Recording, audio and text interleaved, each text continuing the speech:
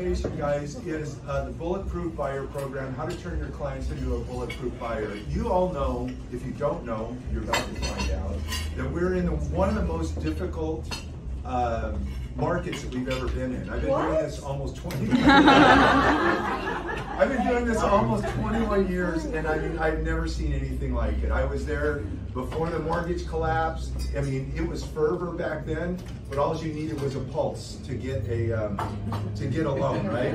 So in this market, you know, borrowers are scared. They're getting a lot of bad info, you know, whether it's from the television, whether it's from their crazy uncle, or their sister, or their mother, or their neighbor, or their coworker. Everybody's got an opinion on what's going on in the market. And what we're doing is we're educating our clients so they are more manageable for our realtor partners. Now, while I'm on that subject, the other thing I want to tell you is that I understand if you guys have a realtor, I mean a preferred lender right now, and I'm okay with that. I'm not doing this because I'm saying you guys have to use us. In fact, I'm not saying that at all. The information that I'm giving you right now is going to be helpful for you going forward. I'll even give you these slides to take back to your lender if you feel he's not doing what I'm about to tell you. Because I promise you, when I'm done, I can almost guarantee it that none of your lenders are doing this. The reason why I know is because I've been doing this for 21 years and I used to be one of them. 99% of the lenders out there, they just, you know, they take an application, they look at your credit, they, you know, ask you how much you make. In fact, if you go to a bank or a credit union, you know, the conversation goes something like this. Okay, Angeline, wow, thanks for being a member here for 10 years. And how much, you want to buy a home? Great, how much money do you make? Oh, $150,000, wonderful, let's pull your credit. Great, you've been pre-approved for $200,000 or $2 million house without doing any research, right? Without doing any preparation with the client, without preparing them for what they're about to embark on. So because buyers are scared, they need to see data. They want to see cold hard data. They don't want to just hear from us, it's a crazy market. Oh, there's 20 offers on a place at any given time. That's not going to do it. You have to actually show them. And then we come up with a plan that is specific to their needs. The Bulletproof Buyer solution we do with our clients entails a comprehensive market analysis. We go over and we're going to show them what the economy is doing. We're going to show them how many homes there are on the market at any given time. We're going to show them what the interest rate market is doing. We're going to prepare them for what kind of a monthly payment that's going to be. We're also going to prepare them for addressing the psychology of dealing with all these negative, you know, Nellies that are out there. They're trying to give them bad information. We're also going to talk to them about an appraisal gap strategy. Because let me tell you something. I'll use myself as an example. I bought a house. The asking price was $1,070,000. I offered $1,151,000 because we discovered that we felt the comps were going to come in 1.51. The appraisal came back at 1.6 million. How much was that house worth? Anybody want to take a guess? How much is a house worth? What somebody will pay for it. Exactly. The house is worth what somebody's willing to pay for it. It doesn't matter what the appraisal says. If the appraisal comes in high, we're not going to loan off the higher amount. If the appraisal comes in low, we are going to loan off that lower amount. But as soon as you close on that property, that becomes the new comparable for the neighborhood. The minute that I closed on my house, guess what? All of a sudden, all the comps in the neighborhood went up because I just closed on that house, right? So we approach this with our clients and we show them an appraisal gap strategy that will allow them to come in with no more money than they already were going to come in with. And their monthly payment, I'm going to show you, is going to be about the same, maybe even less. Coming in with the exact same amount they planned on, even though the property went down. In this market, pre-approval is only as good as the lender that issues it, right? If you're dealing with you know, John over at Acme Loans, and he has no history of there's no reviews, you know, he doesn't have a long history. You know, if you're a listing agent, you get an offer like that, you're going to scratch your head and go, well, wait a minute, I got 10 other offers here that are really solid, right? So what we do is we take the client after we've issued a pre-approval, and by the way, we do have a good reputation. If you don't know that, I encourage you to look me up. We're going to tell the client, look, if you're committed to us, if you're committed to buying a home right now, you don't have to buy a home, but if you're committed to it, we'll take you and we'll send you into underwriting for an underwritten conditional approval. That is the next best thing to cash. Because with an underwritten conditional approval, we can close in as little as 15 days. If it's a conventional loan, FHA, if it's a jumbo, it depends on the investor, it might take 20. We also have teamed up with a company called Revive, and go ahead, Fred. Allow me to remove loan contingency. If you've got an underwritten conditional approval, you don't need loan contingency because you've had the underwriter signed off on you guys. Just, you guys may not know this, I'm going to tout my feathers for a minute, but we have never had a loan not fund since 2014 from somebody that got a conditional underwritten approval. I'm not talking final approval. A conditional underwritten approval, we have never lost a file since 2014. As a region, I'm talking, we did, you know, $1 billion last year. It's not by mistake, it's because we do all of the work up front. We've got these incredible team back here that do not leave any stone unturned. We do, as I mentioned, we do a comprehensive market analysis because the client needs to understand not only can they buy a house, but why should they buy a house? You know, we dream of owning a home every day. Why should you buy a house? It may not be that this is the time for you.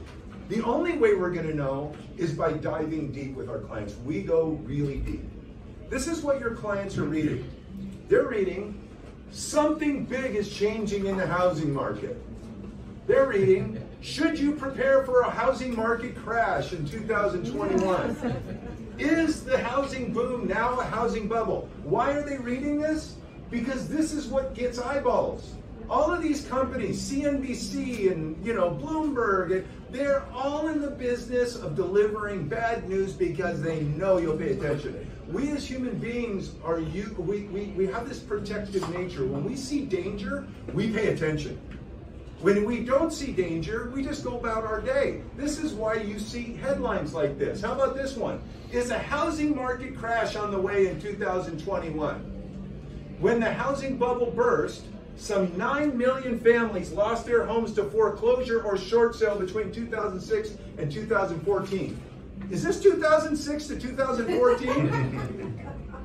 This is nothing like, I was there. Shane got started with me when he was 15 years old, setting up appointments. In 2005, I was managing Novastar Mortgage. We had 60 loan officers, and I told everybody, this is not going to end well. I can tell you all right now, it is not going to end well. And I'm going to show you why. So, you can see right here, is my thing working? Okay, yeah, you can't see it. You can see there at the end of the mortgage collapse, this was a housing inventory. Some of the highest in history, 3.7 million houses on the market at any given time. Then after the mortgage collapse, this is where inventory drops. The Mortgage Bankers Association of America estimates that there is a 4 million home gap between what happened in 2008 between what's happening now. We can see this is COVID right here, right? So COVID, everything kind of stopped, but then it picked back up again. But guess what? We're still now about a million homes on the market at any given time. So this is also a chart showing the single-family housing units completed, meaning new homes completed prior to the mortgage collapse. You can see it was the highest in history, right? This is where the new home completed is today. We're still less than the average over the course of, 50 years? Okay? This is This chart is an actual chart of year-over-year change in housing inventory.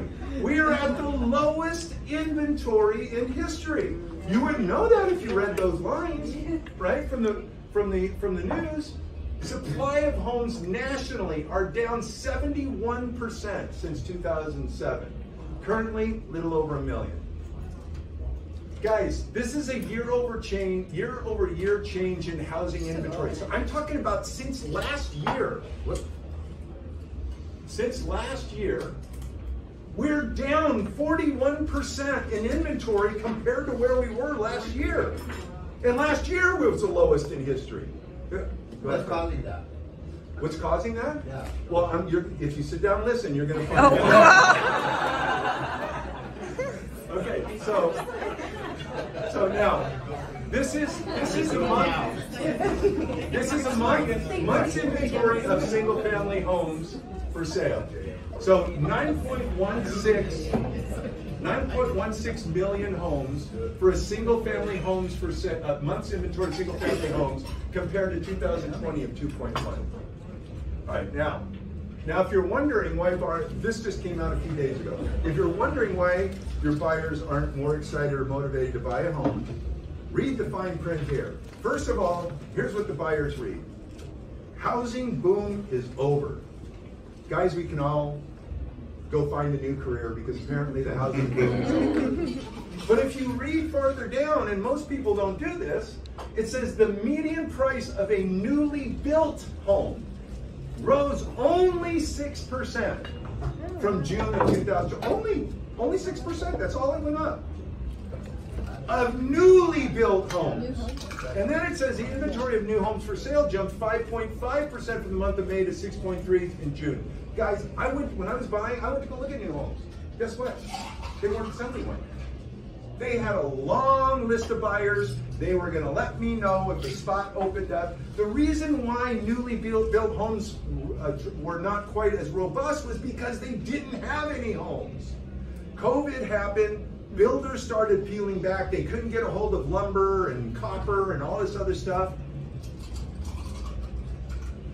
So, if you're wondering why your buyers aren't excited, builders cannot afford to put up affordable homes due to skyrocketing construction costs. Also, I can't read this though once I'm turn around. Buyers in June were also hit with higher mortgage rates. Uh-oh. Higher mortgage rates, which spikes about 1/4%. I don't know, most of you guys are not my age, but I can tell you. My mom bought a house in 72 was 14% interest, and I can tell you, I was slinging loans all day. When rates went down to 6%, I was like, oh my God, like 60, it's the lowest rates in history. And people were buying homes left and right. Now we get down into the low 3s, and oh my God, rates went up 1/4 point. We're still in the lowest rates in history, and the affordability index is still the best that it is, even though value's gone up. We'll go over that in a minute. While there's unquestionably, by the way, this is the rest of that article that you read where it says housing boom goes, right? While there is unquestionably still strong demand from buyers, much of it is being squelched by affordability and supply issues. I don't agree with that one either. You'll find out why. Now this one just came out a couple days ago, and this should tell you a lot. Single-family rents are surging, and investors are flooding the market. Guys, there is literally billions of dollars getting pumped into real estate right now from institutional hedge funds. And they're not buying them so they can flip them. They're buying them so they can rent those out. If you look down here, it says national rents rose 9.3% in August.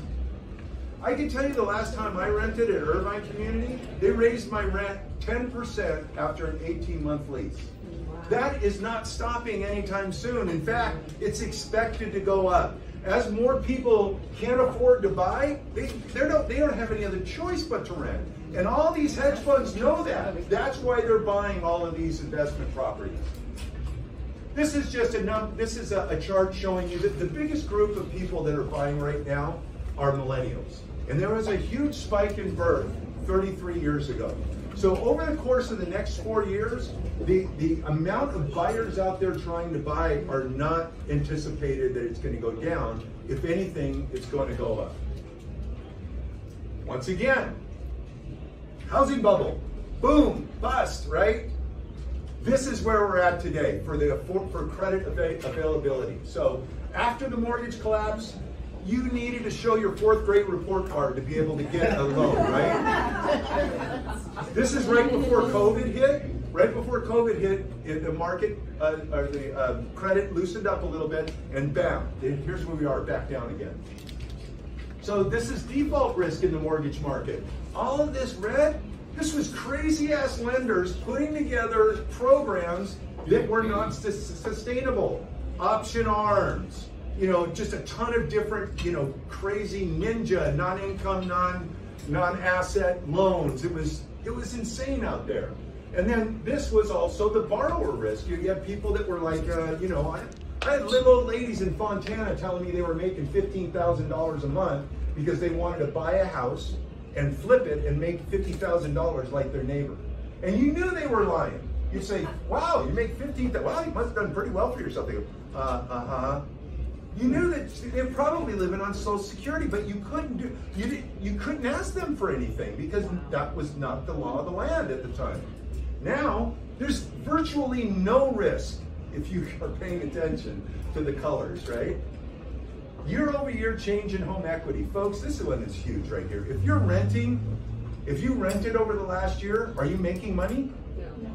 Okay, well in California, in the entire state, you would have made about $55,000. Now we know it was way more than that in Orange County and Los Angeles and San Diego County, right?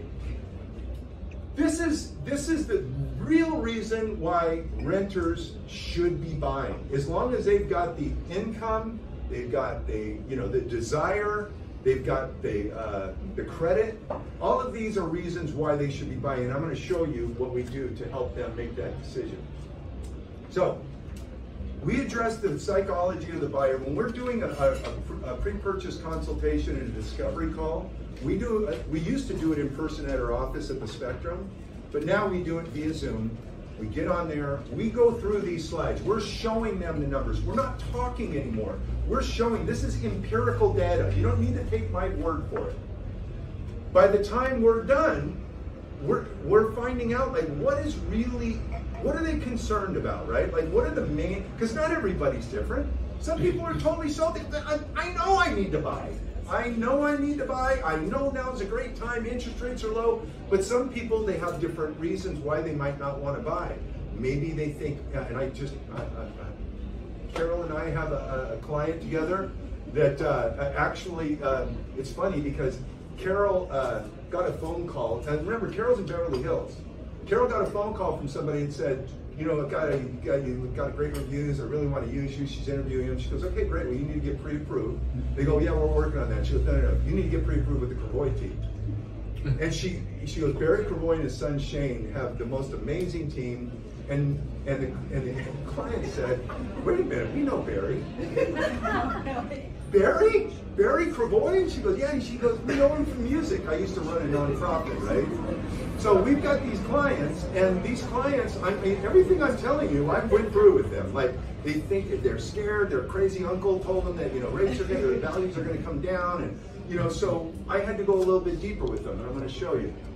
So here's what I did, and you can see there's a name up there, Nikki and Doug. I took this right from the presentation I did with Nikki and Doug. So Nikki and Doug, they're making, I don't know if you can read this, so I'll repeat it to you. They're right now they're paying about $2,200 a month in rent. But $2,200 a month in rent over the 9 years is not going to be $2,200, right? Using a very reasonable annual rental increase of 6%, remember it's at 9% from the MBA, right? We show them that over the course of 9 years, instead of $2,200, they're going to be paying about $3,500, right? And over the course of those 9 years, they will have spent over $307,000 paying somebody else's mortgage down. They get nothing out of this other than a roof over their head, right? Now, conversely, if they were to buy a $600,000 condo, by the way, these guys wanted a single family residence. They had it in their mind they were going to get a $600,000 single family residence. I'm like, maybe in Montana, maybe you know, yeah, but you're not going to get it anywhere in their area. But principal and interest rate, $2,350, property tax, insurance. We added a little HOA in there. Got $3,500 a month for a $600,000 condo, right? Now here's the kicker. The difference between the money that they're paying in rent and the principal and interest, taxes, insurance on the home, they'd have a negative $75,000 cash flow because there's a couple of years that they're paying more in their mortgage than they are in rent, right? But the home is these homes are expected to rise 6.13%. Who thinks that rising 6.31% in Southern California is stretching the truth? I think we all can agree that that's pretty reasonable, right? After 9 years, $425,000 at the market just appreciates 6%. And then every time they make a principal and interest payment, that's a forced savings account. You know, they're paying down that mortgage, a portion of it's paying down their principal. They get that money back eventually if they ever sell their house. We call it a forced savings account. We also call it amortization gain. When you add up amortization gain, depreciation, and you deduct 6% in real estate fees to your listing agent and your buyer agent, now we know that that might be 5% sometimes. No. But Carol's always 6%. Well, this is why we do it, by the way. We tell them 6% because we don't want to throw any curveballs. Right. We don't want the realtor to go, what are you talking? You told him 5%? What kind of crap is that? So we tell them 6%, but when you deduct that, from those two figures, they're still clearing $400,000 by buying as opposed to renting. Which one would you rather be? You have to pay somebody else's $300,000 down on their mortgage, or would you rather take It's hard to save 400 grand for most people. This is the way most people wind up retiring. But I just want to say that this whole thing that they do, Zooming with your client, those clients show up so knowledgeable and so ready.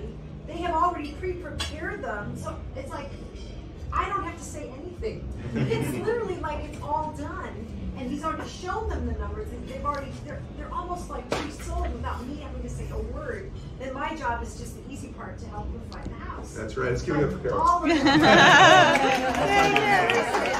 Carol. That change in my business to just say, okay, I really want to work with you, but I can't work with you until you talk to Shane or talk to Mary, and then we'll talk. And then they totally do this. Zoom with them, and they're like, oh my God, I learned so much from them. Okay, I'm ready now.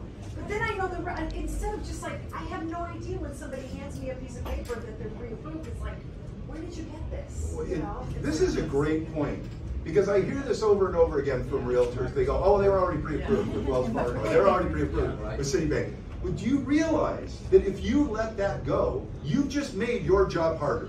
Yeah. If you let them walk around with a Citibank or a Chase or a Wells or whoever their lender is, if their lender isn't doing all of this, your job got harder. And I guarantee you, you're losing clients because of it. I guarantee you, when you have a client walk away after looking for 6 months and they go, you know what, I just can't do this. You know, I'm done. Whose fault is that? Is it their fault? Absolutely not. It's our fault. We let them come to that decision. The only way we can stop them from making a bad decision like that is through education. And by the time they're done with us, it's not just about them using us. You can ask any one of our agents how many times we've done a pre-approval where they wound up not using us. I'm okay with that. You want to use, after everything you saw about us, if you want to use somebody else, I bless you, good luck. Because 99% of lenders are not doing this. I know for a fact because I'm one of them. I used to be the kind of guy who just go, yeah, okay, let's fill out an application, great, you got great credit, your income's strong. Okay, wonderful, well, it looks like you're qualified for $900,000. And then I send the pre-approval to them and the agent, and I go, okay, well, guys, let me know if you need anything. Like, you know, that was the way I used to do business. You can't do it that way anymore. We live in a different market. These clients have to be educated, right?